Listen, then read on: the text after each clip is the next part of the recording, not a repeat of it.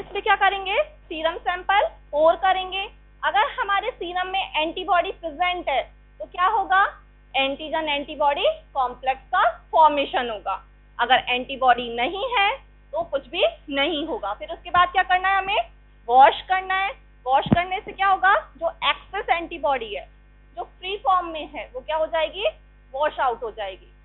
Second हमें क्या add करना है, सेकेंडरी एंटीबॉडी। सेकेंडरी एंटीबॉडी जो क्या है, हमारी एंजाइम लिंक। आप डायग्राम देखिए एक बार इसका पहले। इनडायरेक्ट एलाइजर सबसे पहले ऊपर देखिए, है ना। जो हमारी माइक्रो टाइटर वेल्स है वो ऑलरेडी क्या है, हमारी एंटीजन कोटेड। देन हम क्या कर रहे हैं, सीरम सैंपल पोर कर रहे हैं। सीरम सैंपल में अगर हमारे एंटीबॉडी प्रेजेंट है, सीरम सैंपल पोर किया, अगर एंटीबॉडीज प्रेजेंट है तो वो क्या बनाएंगे, एंटीजन एंटीबॉडी कॉम्प्लेक्स। देन हमने क्या करना है, वॉश। एक्सेस एंटीबॉडी क्या हो जाएगी, वॉश आउट हो जाएगी। देन हम क्या ऐड कर रहे हैं, सेकेंडरी एंटीबॉडी। सेकेंडरी एंटीबॉडी क्या है, हमारी एंजाइम कोटेड। ठीक, सेकेंडरी एंटीबॉडी हमारी कहाँ जाके अटैच हो गई, प्राइमरी एंटीबॉडी पर। एंजाइम प्रेजेंट है, देन हम क्या ऐड कर रहे हैं, सबस्ट्रेट। सबस्ट्रेट एंजाइम की प्रेजेंस में किस में कन्वर्ट होगा, कलर्ड प्रोडक्ट में। और कलर की इंटेंसिटी को हम कहाँ रीड करेंगे, एलाइजर रीडर पर। ठीक, ऐसे ही कहाँ कौन सा टेस्ट कर रहे थे हम कलर के बेसिस पर, कलरीमेट्री। कलर प्रोड्यूस हो रहा था, उसमें हम कलरीमेट्री पर रीड कर रहे थे। कलर की इंटेंसिटी के अकॉर्डिंग उसकी क्या आ रही थी, reading. Same as ELISA, colour की इंटेंसिटी के अकॉर्डिंग क्या आएगी, टेस्ट की reading. First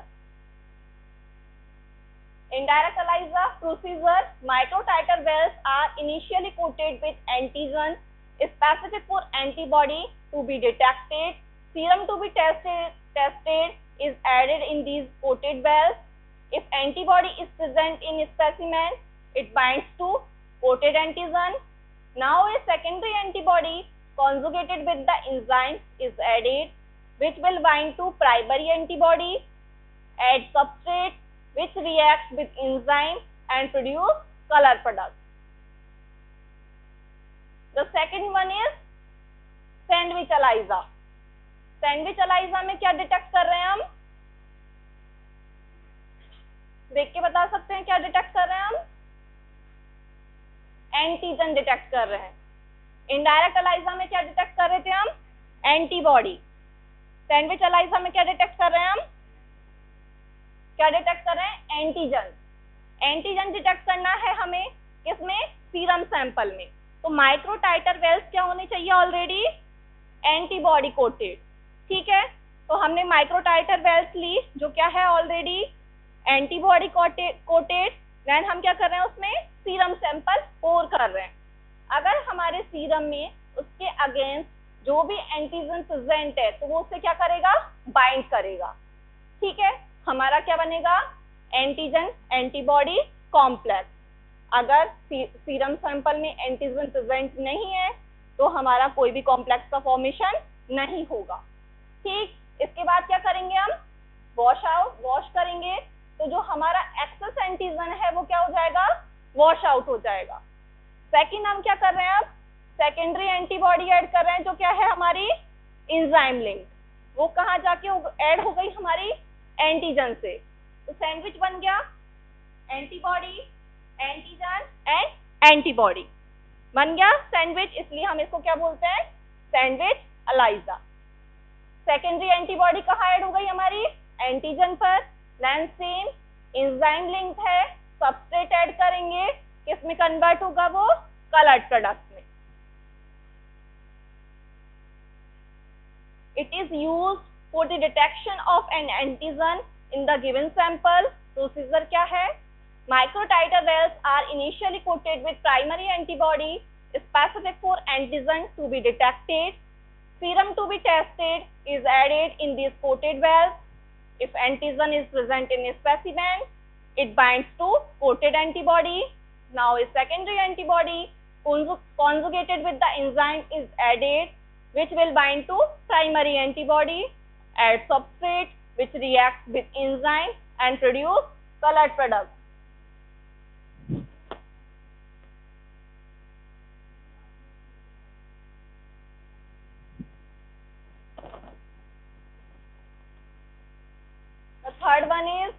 competitive ELISA, competitive ELISA में क्या है, एंटीबॉडी है जो क्या है, एक तो एंटीजन कोटेड है और दूसरी एंटीबॉडी क्या है, फ्री फॉर्म में प्रेजेंट है। ठीक, एक एंटीबॉडी है जो क्या है, एंटीजन कोटेड है और एक एंटीबॉडी क्या है, फ्री फॉर्म में प्रेजेंट है।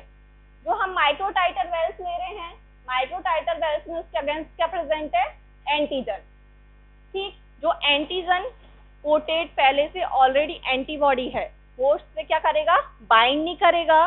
जो फ्री फॉर्म में एंटीबॉडी है, जो माइक्रो टाइटर वेल्स में एंटीजन प्रेजेंट है, उससे क्या करेगा, वो बाइंड करेगा और क्या बनाएगा, antigen antibody complex.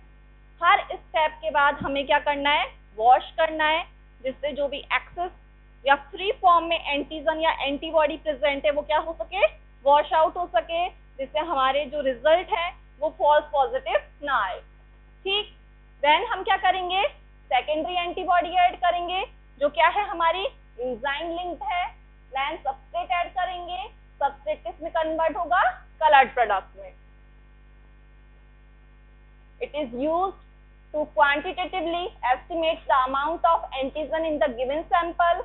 Procedure: antigen and antibody are initially incubated so that they form antigen antibody complex. This mixture is then added to microtiter wells coated with synthetic analog of antigen to be detected. Any free antibody bind to these antigens. These complex is estimated by enzyme conjugated secondary antibody by chromogenic detection. Advantage क्या क्या है इसके, ELISA is highly specific and sensitive. Reagents have a long shelf life. No radiation hazards occur during labeling or disposal of base. किसमें radiation hazard हो सकता है और कोई और दूसरी टेक्निक है ऐसी?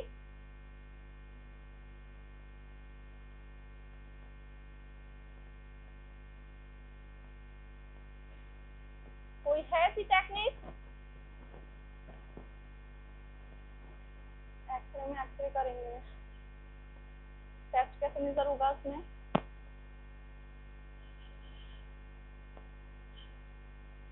रिया नाम सुना है? रिया नहीं, रिया, RIA, radio immuno essay. Easy to perform and quick procedure. ELISA can be used to a variety of infections. It can be used on most type of biological samples such as plasma, serum, urine and cell extract. Disadvantage: measurement of enzyme activity can be more complex than measurement of activity of some type of radioisotopes. Enzyme activity may be affected by plasma constituents, false positive or false negative, especially with mutated or altered antigen. Only monoclonal antibodies can be used as mass pairs. Enzyme or substrate reaction is short term, hence color must be read as soon as possible. Application क्या क्या है? ELISA is commonly used to measure hormones in serum such as T3, T4, TSH, insulin, pituitary hormones and so on. It is used to measure the level of tumor markers in serum like PSA, AFP, beta HCG, CA125 and CEA. It is used to detect bacterial toxins, virus and surface antigen in infectious disease. ELISA is used for the assay of autoantibodies such as anti-DNA and ANA. PSA की full form क्या है? PSA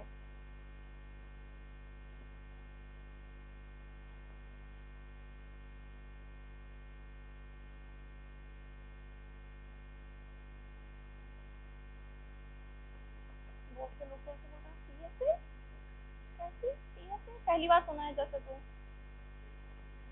prostate specific antigen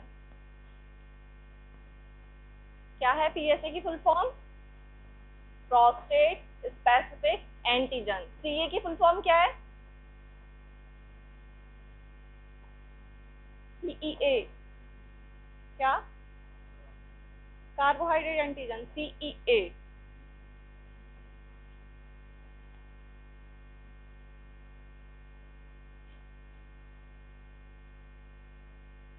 है full form CEA की?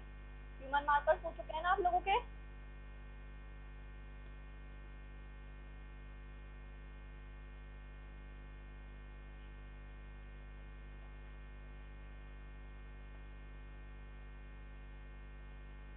कोई भी बताना चाहेंगे answer? CEA की फुल फॉर्म क्या है?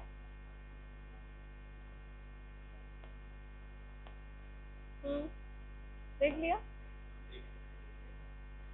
कार्सिनो एम्ब्रियोनिक एंटीजन। नेक्स्ट है अपना ISE, आयन सेलेक्टिव इलेक्ट्रोड। ये यूज आता है अपना किसके लिए? इलेक्ट्रोलाइट मेजरमेंट के लिए। Electrolytes may be classified as anions and cations. Anions which has negative charge and cations which have positive charge. Important electrolytes include sodium, potassium, chloride, calcium, magnesium, bicarbonate, phosphate, sulfate, and some organic anions such as lactate. Amino acids and proteins in solution also carry an electric charge. They are usually considered separately from electrolytes. Major electrolytes occur primarily as free ions, whereas significant amount of calcium, magnesium, and trace elements are bounded by proteins, mainly albumin. Determination of body fluids concentration of the four major electrolytes is commonly referred to as an electrolyte profile. ISE is used in clinical chemistry to measure concentration of ions in blood, serum, plasma, CSF or urine. Functions of electrolytes: they affect metabolic processes, they maintain osmotic pressure, body pH and hydration of fluid compartments. They are involved in the regulation of heart and muscle function. Metabolic process में क्या function है electrolytes का?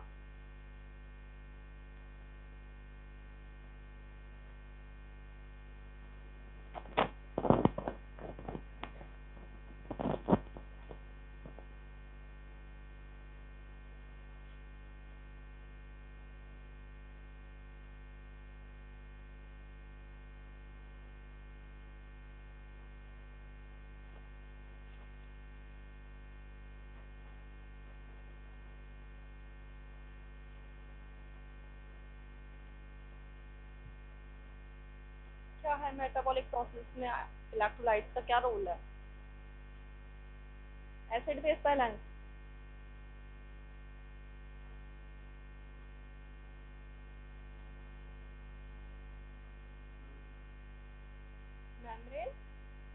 Membrane potential,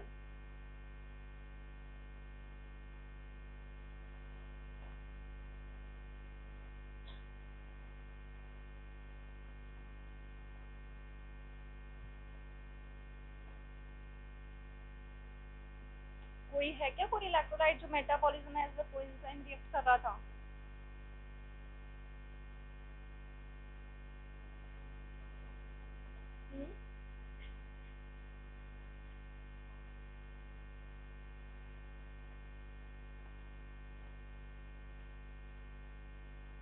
glycolysis याद है?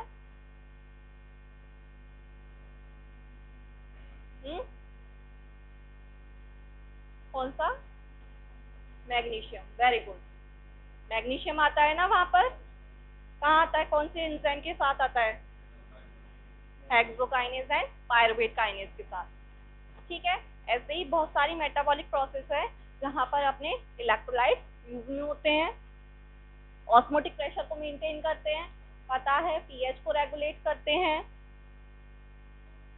Ion selective electrode principle and ISE also known as specific ion electrode is a transducer that converts the activity of a specific ion dissolved in a solution into an electric potential.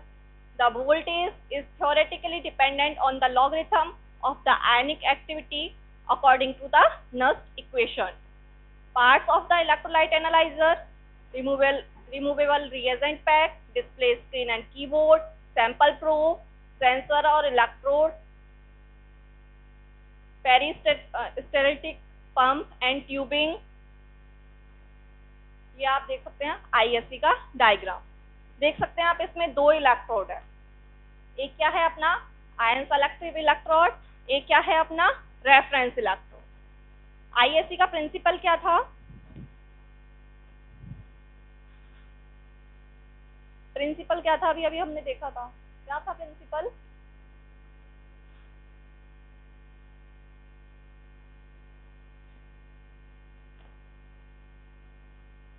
क्या हो रहा था? कैसे करेगा ये major, कैसे करेगा? क्या था प्रिंसिपल? उससे पहले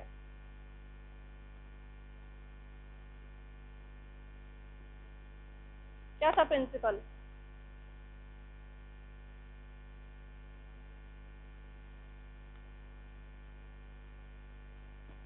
बताइए क्या है प्रिंसिपल? क्या कर रहा है? किसको किस में कन्वर्ट कर रहा है? लिखा हुआ है ना, कन्वर्ट कर रहा है। किसको किस में कन्वर्ट कर रहा है?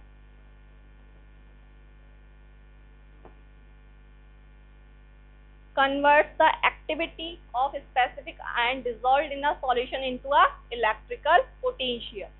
क्या कर रहा है ये? जो एक्टिविटी ऑफ जो भी हमें मेजर करना है, जो भी स्पेसिफिक कटायन है, सोडियम, पोटेशियम, क्लोराइड, जो भी इलेक्ट्रोलाइट है हमारा, क्लोराइड, बाइकार्बोनेट, जो भी हमें मेजर करना है, उसकी एक्टिविटी को किस में कन्वर्ट कर रहा है? इलेक्ट्रिक पोटेंशियल में। अब डायग्राम देखिए, ठीक है। 2 इलेक्ट्रोड हैं, कौन सा? Isoelectric electrode and reference electrode. Isoelectric electrode क्या है? मेम्ब्रेन, जो क्या होती है? एक स्पेसिफिक आयन के लिए क्या होती है? स्पेसिफिक। वो ही आयन क्या हो सकता है? वहां से क्रॉस होके अंदर जाएगा। कौन सा है हमारा? सैंपल वाला, जो भी हमें टेस्ट में मेजर करना है। स्पेसिफिक आयन क्रॉस होके क्या जाएगा? उसको क्रॉस करके अंदर जाएगा। देन उसकी एक्टिविटी क्या होगी? इलेक्ट्रिकल में convert.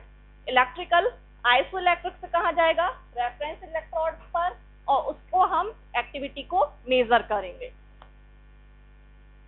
Advantage: linear response, non destructive, non contaminating, short response time in seconds or minutes, unaffected by color or turbidity.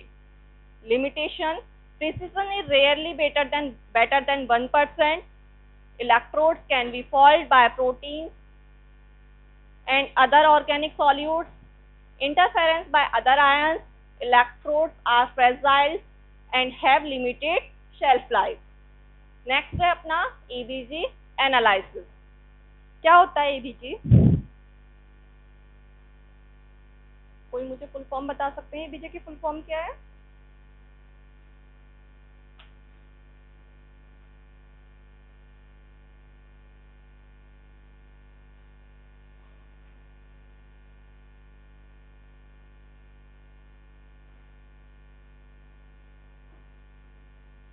Full form क्या है EBG की?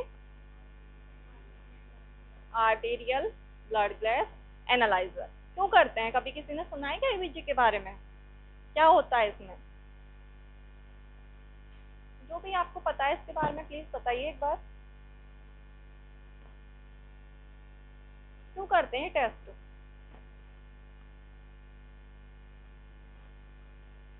ब्लड की pH, ऑक्सीजन, कार्बन डाइऑक्साइड को देखने के लिए। Very good. कोई और? किसी ने बोला इधर से? कुछ तो बोला इधर से किसी ने। एसिड बेस डिसऑर्डर को देखने के लिए। Very good. और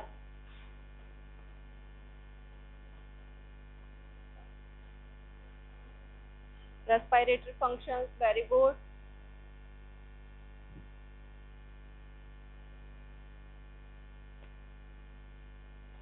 कोई और बताना चाहेंगे कुछ?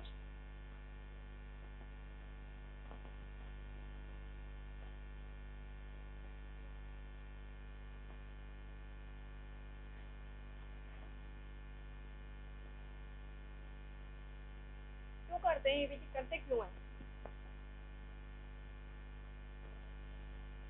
कोई भी हमारे पास पेशेंट आया, इमरजेंसी में आया, या ICU में कोई भी पेशेंट एडमिट है, तो जो भी उसका स्टेटस है तुरंत देखने के लिए हमने अगर सैंपल लेके लैब में भेजेंगे हम, तो उसमें क्या लगेगा, टाइम कंज्यूमिंग है, ठीक है। पर हमें तुरंत उसका स्टेटस देखना है।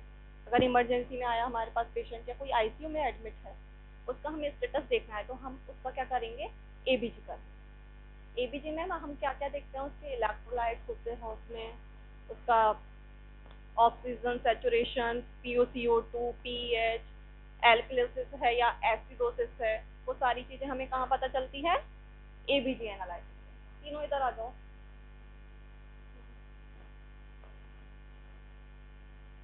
तीनों खड़े हो जाओ, खड़े हो जाओ, हाँ तीनों बाहर आ जाओ तीनों।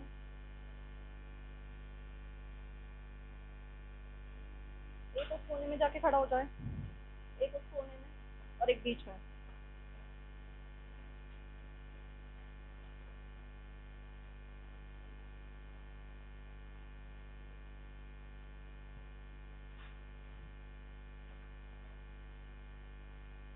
तो आर्टीरियल ब्लड गैस क्लास से बाहर चाहिए, क्लास से बाहर, क्लास से बाहर।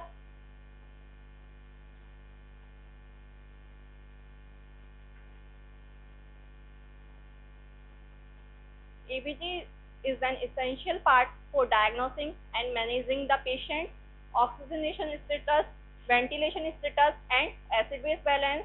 ABG analysis plays an important role in monitoring critically ill patients, especially on ventilator support or suffering from acid-base imbalance. Site क्या है, सैंपल कहाँ से लेना है हमें, मोस्ट कॉमन क्या है, रेडियल आर्टरी। देन हम रेडियल आर्टरी से नहीं आता है तो कहाँ से लेंगे, brachial artery and femoral artery.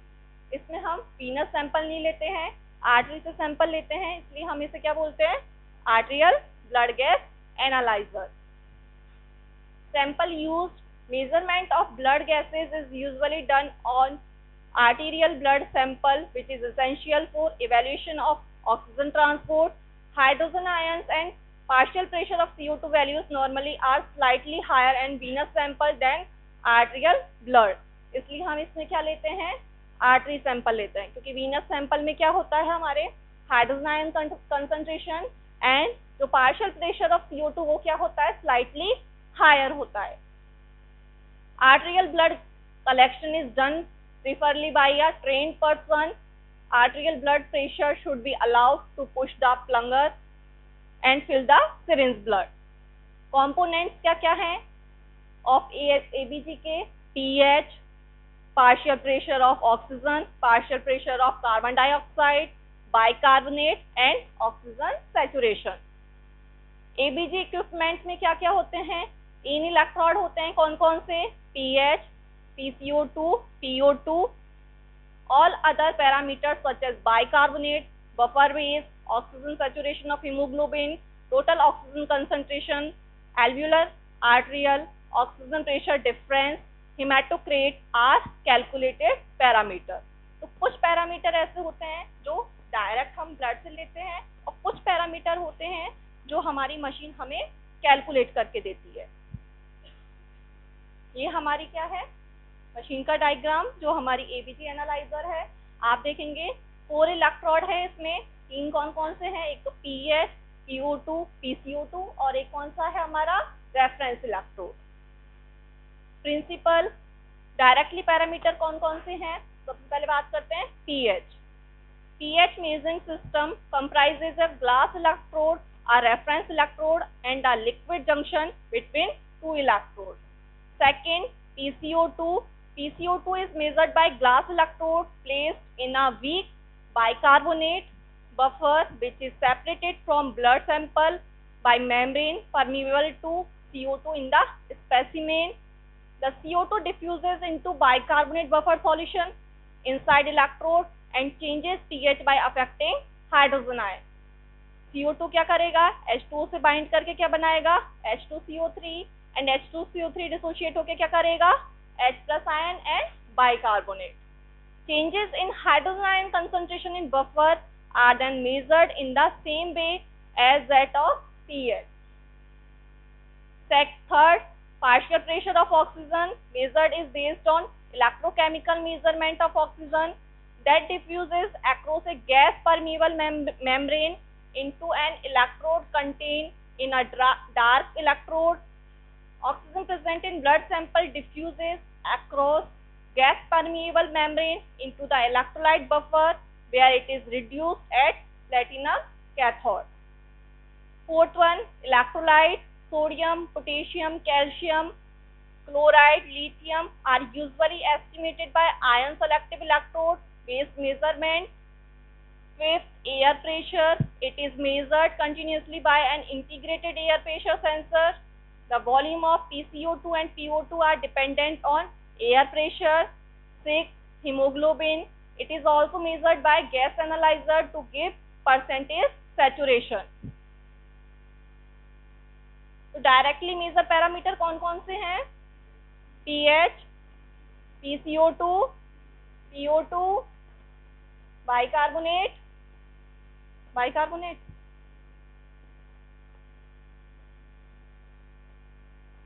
Electrolyte, air pressure and haemoglobin. Directly measure parameter कौन कौन से हैं? pH, PCO2, PO2, electrolyte, air pressure and haemoglobin. क्या क्या है directly measure parameters? pH, PCO2, PO2, electrolyte, air pressure and haemoglobin. Electrolytes में कौन कौन से electrolyte? Sodium, potassium, chloride, calcium and lithium. ये क्या है? Directly measure parameter. कुछ पैरामीटर ऐसे होते हैं जो मशीन हमें कैलकुलेट करके देती है. तो कैलकुलेटेड पैरामीटर कौन कौन से हैं? Actual bicarbonate and standard bicarbonate. Actual bicarbonate equation पता है सबको, एसिड बेस बैलेंस में पढ़ी है. pH इक्वल्स टू क्या होता है? pK plus log bicarbonate upon carbonic acid SCO3 minus upon H2CO3. H2CO3 किस पे डिपेंडेंट होता है? CO2. किस पे डिपेंडेंट होता है H2CO3? CO2 पर. तो हम कैलकुलेट कर सकते हैं. हमारे पास pH है, pH मेजर की थी अभी हमने डायरेक्ट में. हमने क्या मेजर किया था? CO2 मेजर किया था हमने, PCO2 मेजर किया था. P के वैल्यू क्या होती है? फिक्स होती है. P के वैल्यू आपने देखा होगा एसिड बेस बैलेंस में क्या होती है? फिक्स होती है. तो हमारे पास तीन पैरामीटर है, तो हम क्या कर सकते हैं? बाइकार्बोनेट क्या कर सकते हैं? कैलकुलेट कर सकते हैं. सेकंड है हमारे पास standard bicarbonate. Measured bicarbonate concentration in plasma at a partial pressure of CO2 of 40 mm per Hg and temperature of 27 degrees Celsius and complex saturation of hemoglobin. Complex saturation of hemoglobin से क्या मतलब है? Completely saturation of hemoglobin. इसका मतलब क्या है? Haemoglobin से कितने ऑक्सीजन बाइंड हो सकते हैं? 4 वैलेंसी होती है उसकी. अगर चारों साइड बाइंड है उसकी तो वो क्या है? कंप्लीटली सैचुरेटेड है. Buffer base, it represent sum of concentration of all buffers. जो भी बफर्स प्रेजेंट है उनका क्या करना है? हमें कैलकुलेट सम करना है. देन क्या है? All buffers. Acid base balance में कौन कौन से बफर रिएक्ट करते हैं हमारी बॉडी में?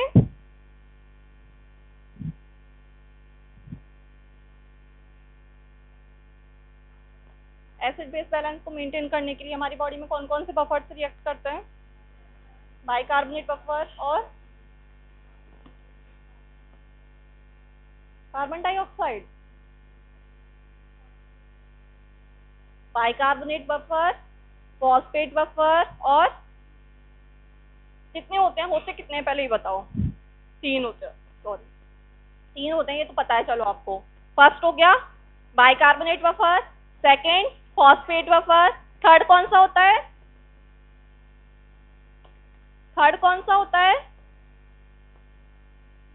Protein buffer. ठीक है, थर्ड कौन सा होता है? Protein buffer. Oxygen saturation of haemoglobin, it shows percentage of all possible binding sites of hemoglobin which are occupied by oxygen, the saturation is independent of hemoglobin concentration. ये क्या बता रहा है? ऑक्सीजन का सैचुरेशन. अभी हमने बात की थी क्या है, हीमोग्लोबिन से कितना ऑक्सीजन बाइंड है, वो क्या है उसका सैचुरेशन.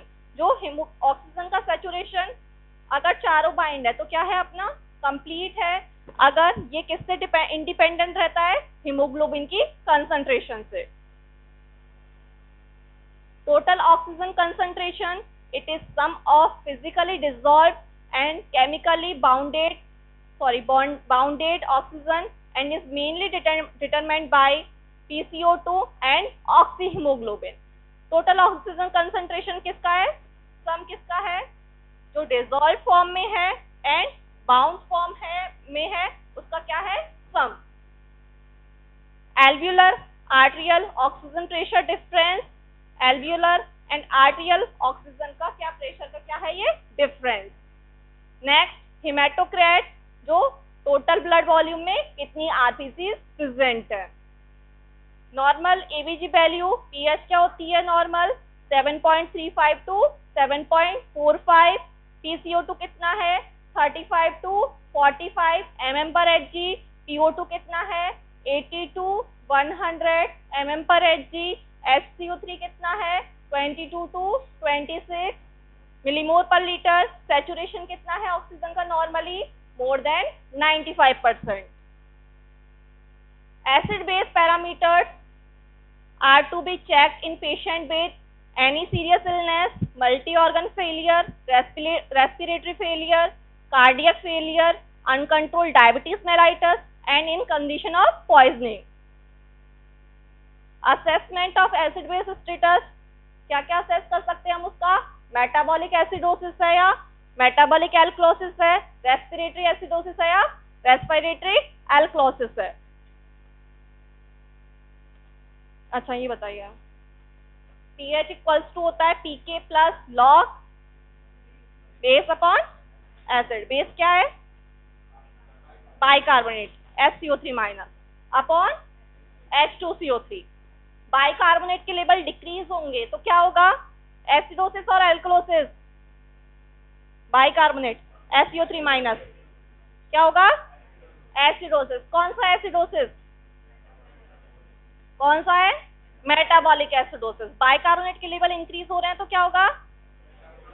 Metabolic alkalosis. H2CO3 नीचे अपन H2CO3 के लेवल डिक्रीज हो रहे हैं तो पीएच क्या होगी?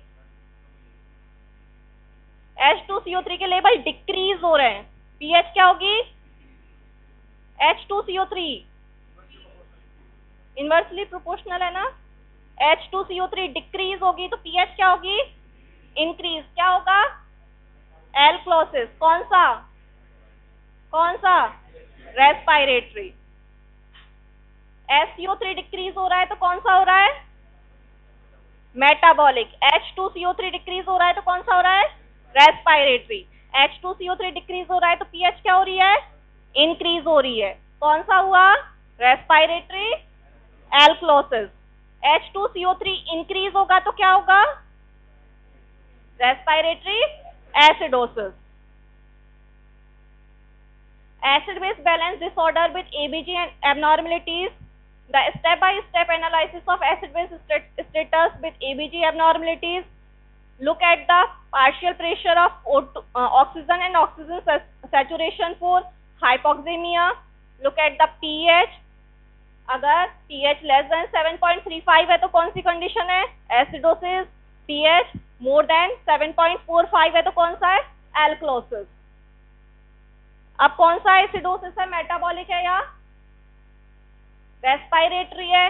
कौन सा एल्कलोसिस है? मेटाबॉलिक है या रेस्पिरेटरी है? कैसे आइडेंटिफाई करेंगे हम? मेटाबॉलिक देखने के लिए क्या देखेंगे हम? Bicarbonate level. Bicarbonate level decrease है तो क्या होगा? बाइकार्बोनेट लेवल डिक्रीज है तो क्या होगा? Metabolic acidosis. Bicarbonate level increase है तो क्या होगा? बाइकार्बोनेट लेवल इंक्रीज है तो क्या होगा? Metabolic alkalosis. रेस्पिरेटरी देखने के लिए क्या देखेंगे हम? H2CO3, और H2CO3 किस पे डिपेंडेंट होता है? Partial pressure of CO2। Partial pressure of CO2 increase है तो क्या होगा? कौन सा?